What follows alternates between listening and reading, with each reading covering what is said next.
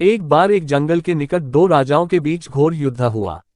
एक जीता दूसरा हारा। सेनाएं अपने नगरों को लौट गईं। बस सेना का एक ढोल पीछे रह गया। उस ढोल को बजा बजाकर सेना के साथ गए भाट व चारण रात को वीरता की कहानियां सुनाते थे। युद्ध के बाद एक दिन आंधी आई। आंधी के जोर में वह ढोल लुढ़कता पुढ़कता एक सूखे पेड़ के पास जाकर टिक गया। उस पेड़ की सूखी टहनियां ढोल से इस तरह से सट गई थी कि तेज हवा चलते ही ढोल पर टकरा जाती थी और धमाधम धमाधम की गुंजायमान आवाज होती। एक सियार उस क्षेत्र में घूमता था। उसने ढोल की आवाज सुनी। वह बड़ा भयभीत हुआ। ऐसी अजीब आवाज बोलते पहले उसने किसी जानवर को नहीं सुना था। वह सोचने लगा कि यह कैसा जानवर है जो ऐसी जोरदार बोली बोलता है, धमाधम। सियार छिपकर ढोल को देखता रहता, यह जानने के लिए कि यह जीव उड़ने वाला है या चार टांगों पर दौड़ने वाला। एक दिन सियार झाड़ी के पीछे छुपकर ढोल पर नजर रखे था।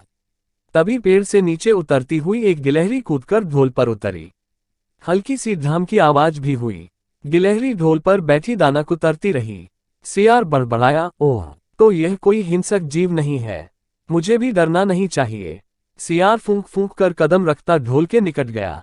उसे सूंघा। ढोल का उसे न कहीं सिर नजर आया और न पैर। तभी हवा के झोंके से टहनियां ढोल से टकराईं। धम की आवाज हुई और सियार उछलकर पीछे जा गिरा। अब समझ आया। सियार उठने की कोशिश करता हुआ बोला, यह तो बाहर का खोल है। जीव इस खोल के अंदर है।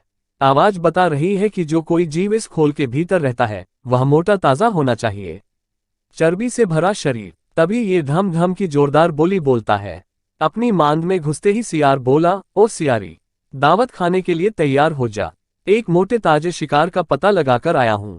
सियारी पूछने लगी, तुम उसे मारकर क्यों नहीं लाए? सियार ने उसे झिड़की दी, क्योंकि मैं तेरी तरह मूर्ख नहीं हूं। वह एक खोल के भीतर छिपा बैठा है। खोल ऐसा है कि उसमें दो तरफ सूखी चमड़ी के दरवाजे हैं। मैं एक तरफ से हाथ डाल उसे पकड़ने की कोशिश करता तो वह दूसरे दरवाजे से न भाग जाता। चांद निकलने पर दोनों ढोल की ओर गए। जब वे निकट पहुंच ही रहे थे कि फिर हवा से टहनियां ढोल पर टकराईं और धम धम की आवाज निकली। सियार सियारी के कान में बोला, सुनी उसकी आवाज? जरा सोच, जिसकी आवाज ऐसी गहरी है वह खुद कितना मोटा ताजा होगा। दोनों ढोल को सीधा कर उसके दोनों ओर बैठे और लगे दांतों से ढोल के दोनों चमड़ी वाले भाग के किनारे फाड़ने।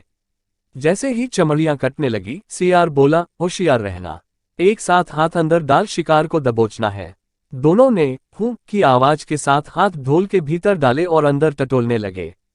अंदर कुछ नहीं था। एक दूसरे के हाथ ही पकड़ में आए। दोनों चिल्लाए, हैं, यहां तो कुछ नहीं है, और वे माथा पीट कर रह गए। सीख, बड़ी बड़ी शेखी मारने वाले लोग भी ढोल की तरह ही अंदर से खोखले होते हैं।